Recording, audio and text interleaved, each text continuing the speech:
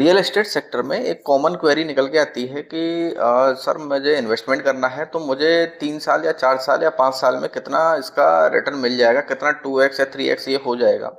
तो आज इसी पॉइंट पर मैं थोड़ी सी चर्चा करने वाला हूँ, और स्पेशली ये चर्चा मैं प्लॉट्स के रिगार्डिंग करने वाला हूँ, लैंड के रिगार्डिंग करने वाला हूँ।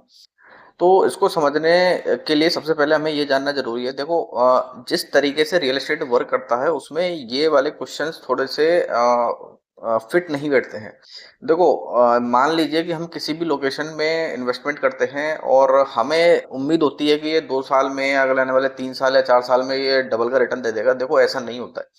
सबसे पहले हमें समझना होता है कि हमें शहर को समझना होता है। हम जहाँ भी, जैसे मान लीजिए मैं जयपुर शहर में रहता हूँ और मैं इसके बारे में डिस्कस करता हूँ। देखो, जयपुर शहर में जब आप इन्वेस्टमेंट करते हैं तो ये नहीं है कि आपने, मान लीजिए शहर का जो सेंटर पॉइंट है वहां से कम 50-60 किलोमीटर आगे आपने इन्वेस्टमेंट कर दिया, या करीब 40-45 किलोमीटर आगे आपने इन्वेस्टमेंट कर दिया, और फिर आप ये उम्मीद करते हैं कि हमें 3 साल में या 4 साल में डबल का रिटर्न नहीं मिलता। तो ये पॉइंट होता है कि हमें समझना होता है। सबसे पहले जो चीजें आती हैं वो ये हैं कि हमें जो इन्वेस्टमेंट हम कर रहे हैं, सबसे पहले हमें हमारा बजट पता होना चाहिए। हमारा कितना बजट है, उसी बजट के अकॉर्डिंग एक एरिया, एक लाइन निकल के आती है कि भाई इस लाइन में हम इन्वेस्टमेंट कर सकते हैं। उससे सस्ती चीजें भी मार्केट में होती हैं, उससे महंगी चीजें भी मार्केट में होती हैं। सारी चीजें, मार्केट पूरे तरीके से अवेलेबल होता है किसी के लिए भी, लेकिन वो हर किसी के लिए अलग अलग साइज होता है, हर किसी का टिकट साइज अलग अलग होता है। उसकी वजह से इन्वेस्टमेंट भी हर किसी का अलग अलग रेंज में होता है, अलग अलग लाइन्स में होता है। तो मान लीजिए इसको एक सर्कल की तरह देखते हैं। अगर हाफ सर्कल है उसमें समझते हैं कि मान लीजिए कि इस तरीके से एक पेरीफेरी बनी हुई है, और इसके अंदर की तरफ है जो प्रॉपर्टी थोड़े से ऊंचे दामों में है। इससे ऊपर वाली जो लाइन ड्रॉ होगी उसमें उससे कम दाम में आपको प्रॉपर्टी मिल जाएगी। उससे ऊपर जो लाइन ड्रॉ होगी उसमें और कम दाम में मिल जाएगी आपको प्रॉपर्टी, और उससे ऊपर अपन जाएंगे तो और कम। तो ऐसे आगे चलता रहेगा।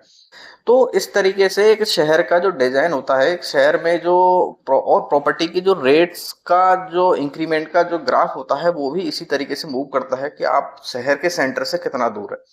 तो लोकेशन बहुत बहुत इंपॉर्टेंट रोल प्ले करती है आपके इन्वेस्टमेंट के 2x 3x होने में। अब बात आती है कि लोकेशन भी हमने चूज कर ली है, हमारा बजट का भी फाइनल हो चुका है कि इतना बजट है। तो देखो, इतना बड़ा शहर होता है उसमें हमें कई तरीके के पॉइंट समझने होते हैं। देखो कि सेक्टर प्लान्स क्या है, सेक्टर रोडों के प्लान्स क्या हैं, जो जेडीए द्वारा जो बसाए जा रहे हैं। तो उसमें कहाँ पे सेक्टर रोड है, कहाँ पे कमर्शियल जोन है, कहाँ पे एजुकेशनल हब है, कहाँ पे मेडिकल हब है। तो ये सारी चीजें भी हमें कंसीडर करनी होती हैं। मतलब ये नहीं है कि अगर हाफ सर्कल में सारी लाइनें ही इन्वेस्टमेंट के लिए सेफ हैं, नहीं है। हमें रोड्स के अकॉर्डिंग उनका डेवलपमेंट देखना है। हमें कहाँ इंफ्रास्ट्रक्चर में इन्वेस्टमेंट आ रहा है, कहाँ पे इंडस्ट्रियल एरियाज ज़्यादा हैं, और कहाँ पे जो है कमर्शियल डेवलपमेंट ज़्यादा हो रहा है, कहाँ पे रेजिडेंशियल में लोग शिफ्ट हो रहे हैं, रेजिडेंशियल में मूव कर रहे हैं। तो ये काफ़ी सारे फैक्टर होते हैं। ये सारे फैक्टर जब हम कहीं भी किसी पर्सन के थ्रू हम प्रॉपर्टी परचेज करने जा रहे हैं तो हमें उससे भी ये सवाल करने चाहिए। जब हम किसी से भाई हम एक्स अमाउंट अपन अपना लगाते हैं, 30 लाख 50 लाख 1 करोड़ जिसका जैसा बजट है, तो ये हमारी रिस्पॉन्सिबिलिटी बनती है अपनी तरफ से ये चेक करने की। अ, जो नो डाउट कि जो सेल्स पर्सन होते हैं, जो लोग होते हैं, वो अपनी तरफ से पूरा एफर्ट डालते हैं, लेकिन हमें हमारे पैसे की रिस्पॉन्सिबिलिटी भी तो लेनी पड़ती है। तो हमें ये सब चीज़ें चेक करनी होती हैं।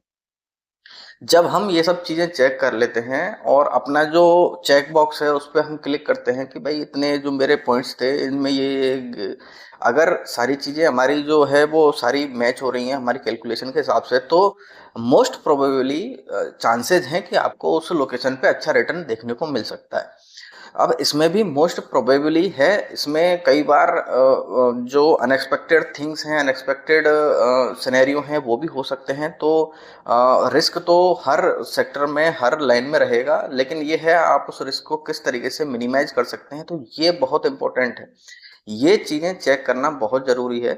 तभी जाके हमारा जो कोई इन्वेस्टमेंट है हमें रिटर्न दे पाता है, क्योंकि हम सारे जो सेफ्टी मेजर्स हैं वो लेने के बाद ही हम किसी चीज़ का एंजॉयमेंट कर सकते हैं। तो ऐसे ही सेम रियल एस्टेट सेक्टर है, इसमें जो इन्वेस्टमेंट होता है उसका साइकिल इस तरीके से काम करता है। सारी चीज़ें हमें समझनी होती हैं, सारी चीज़। और इसी तरीके की इंफॉर्मेटिव वीडियोस देखने के लिए आप हमारे चैनल को सब्सक्राइब कर सकते हैं, लाइक कर सकते हैं, शेयर कर सकते हैं। Thank you.